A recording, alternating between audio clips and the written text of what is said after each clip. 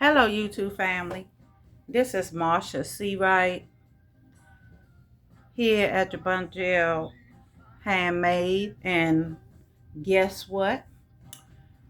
Today I'm going to give a third session of Guess What? And I'm going to be speaking about off-grid. A lot of people, including myself, is contemplating going off-grid, and a lot of people have already gone off-grid. And I noticed that a lot of them have chosen Arozona, Apache, Cochise, uh, Arizona, and those areas. And I was just thinking that through my research, I am realizing that things that you need to put in place, even, when you considering buying land, first things you need to do is, of course, look for the land. But when you find something that you think you're interested in, the first thing you need to do is make sure that this land can be used for what you want the land, what you want to do on the land, what you want to produce on the land. And make sure with the county and the assessor's office and the courts and, all things have to do with what you can do on the land and what you can't. Make sure that you contact these people, because it's nothing like, doing something, building something, and you have to tear it down, because a lot of places in Apache doesn't have a lot of regulations and restrictions, but there are some. So to be safe and to make sure you can move forward with what you're interested in doing, you do your due diligence. Make sure that the land that you're purchasing, that you can do all the things that you would like to do on that property. You could build what you would like to build on that property. And I was thinking, they usually say, make sure it's not in a flood zone. Make sure, you get your soil tested for your septic to make sure that you can put a septic there. And if so, what kind and in what area. Do the soil testing. They usually say do the soil testing. You go to each, if like say you got 10 acres, you go to each part of the acreage and you dig the dirt and send that to them, and they'll analyze the dirt to let you know if it's fit for septic or whatever, what the land consists of or whatever. So soil testing is one thing. If you need a well, you're gonna have to consult someone that drill wells, and they have quite a bit of things to do. They have different procedures that they have to conduct to even let you know if water is there and if a well could be drilled in that Pacific area.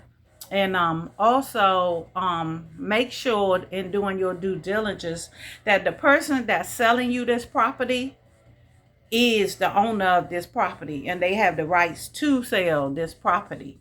And you can go through the assessor's office and the courts and what else, the treasurer department, different departments. Just make sure you look up, because all you have to do is put it in Google and ask who would you contact to find out if a person actually owns the land.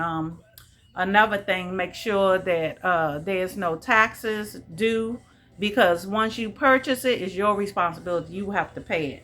So you want to make sure there's no taxes due on that property, no liens on that property. And let's say you want to put an RV on the property. Some places in Arizona allow you, to have, you could live in an RV for a temporary, time until you feel finished building. And some of them allow you to just stay in your RV. But from what I understand, most of the time you have to have a septic to dump your gray waters and black waters. And if not, you will have to go to a facility that's nearby to dump your gray waters and black waters, and that costs like $300-400 sometime, and that's a lot. Whereas you can set up your own septic to dump your waters in on your property, which will save you a lot of money and time. Um, Another thing that I'm finding that is a lot of people that's going off grid, they actually uh, getting parcels of land in Apache and in Cochise because there's not a lot of restriction.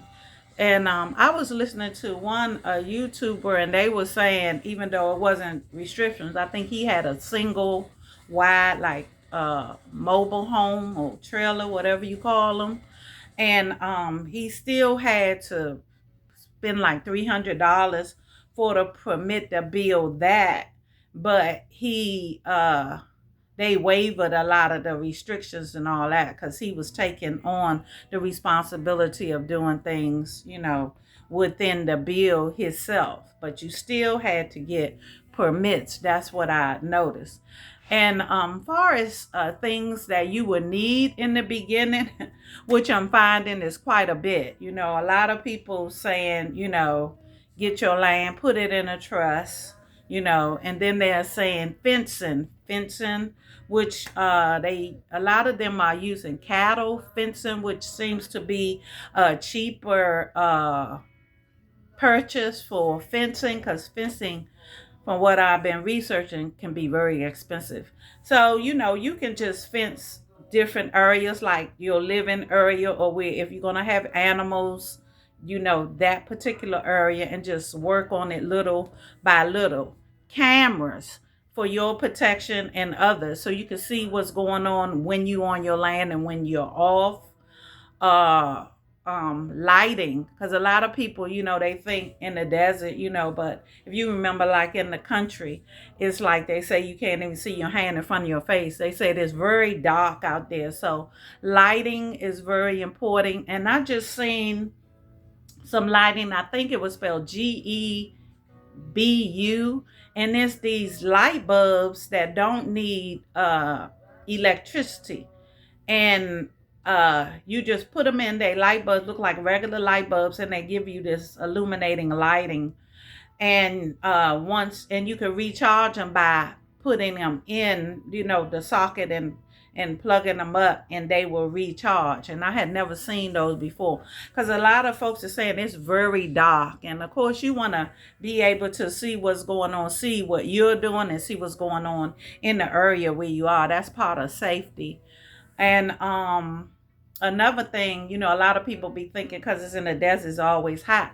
And I'm understanding in different parts of Arizona, the temperature drops to 20 degrees, sometimes lower than that. So it's cold at night.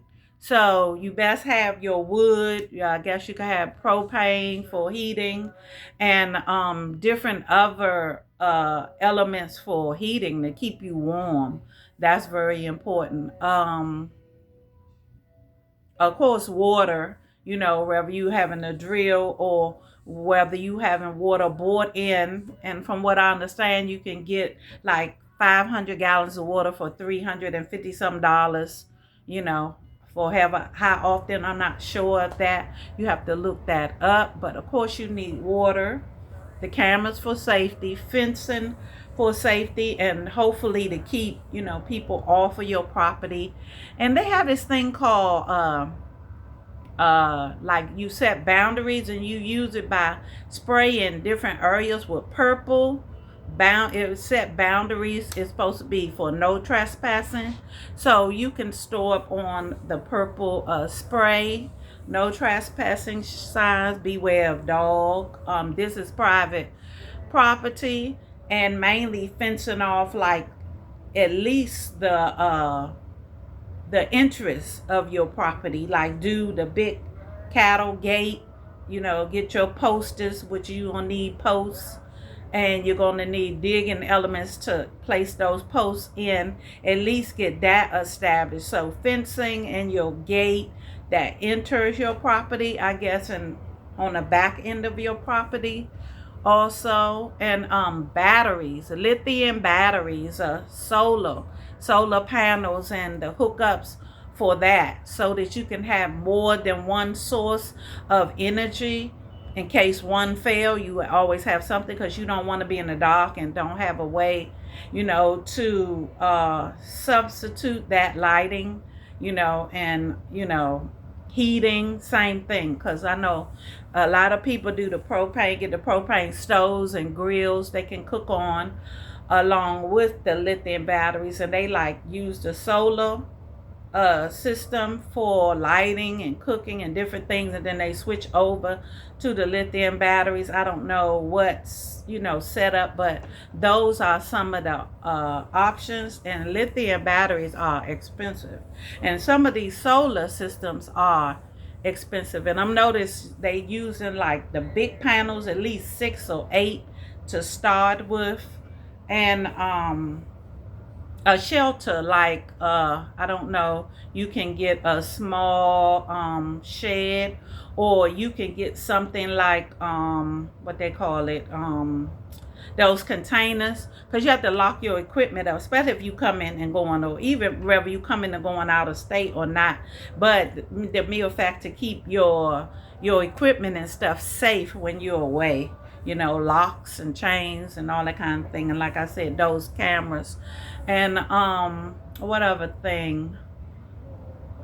Bug sprays and stuff, to protect yourself. Boots, because out there they have tarantulas, those spiders that will make you sick or worse if they bite you. Some have bats, so you may want to invest in different repellents of bugs and different animals to keep at least the radius where you are free of some of those things. And high boots, for walking around, especially until you get familiar with the land, because sometimes there's snakes if it's a lot of trees and brush, because they like getting under those things to sort of protect yourself. And also, if you have property with trees and there's hunting going on around, or you hunt on your property, the safety vest, so you could be seen.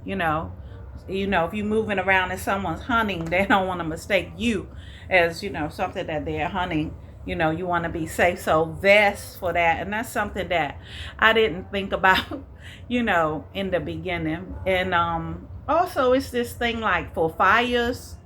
I don't know if it's called I'm not sure, but it's something you put down like around your property, so in case there's a fire, to keep the fire at bay somewhat. You may have to research that, because I forgot the name of it, but that's important to provide that fire resistant perimeter around your property. And let's see. If you want to have livestock, like say you want to do gardening, you can also get what they call them the inside, where you do inside garden, the greenhouses.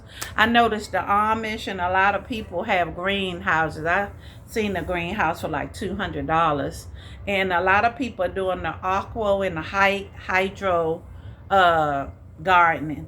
So that's something to look. And you can do above ground gardening in case the soil isn't what you need it to be to raise whatever greenery and fruits and vegetables, trees and whatever that you would want to raise and grow on your land. What else? Also, I seen the Amish, they make the chicken coops for you at a good price. And I also seen on YouTube, it's a video you can look up where you can take what you call them, crates that things sit on, like in Home Depot, and they usually throw those away, the pallets. You can use pallets and and paint them and put them together to make your own chicken coop. It's not always very expensive to build different things, but I noticed that YouTube have videos on how to structure those pallets and make a nice safe and sturdy chicken coop for you. And also they had a video on the above ground septic. Like I said, that the gentleman said he never, he didn't know anything about putting in septic systems or anything like that. And he just followed YouTube, and he put in his septic system, which was one was 6 feet, and one he had to dig 8 feet to dump his gray waters on from his RV. And that saved him from that $300 and traveling back and forth, because he could now drain off on his land. So he did that himself. So there's a video about that.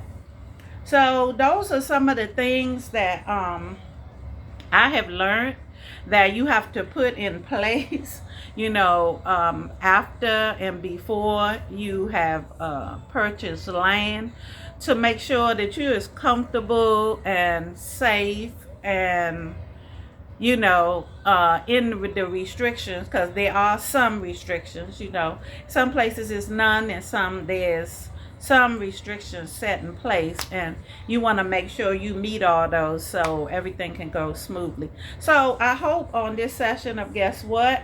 Session 3 was helpful with things to do after you get property off grid, and things that you have to consider, and things that you have to purchase, and things that you have to put in place so that your plan can run smoothly. So I hope that was helpful. So remember, love someone, hold someone, and be there for someone. Bye.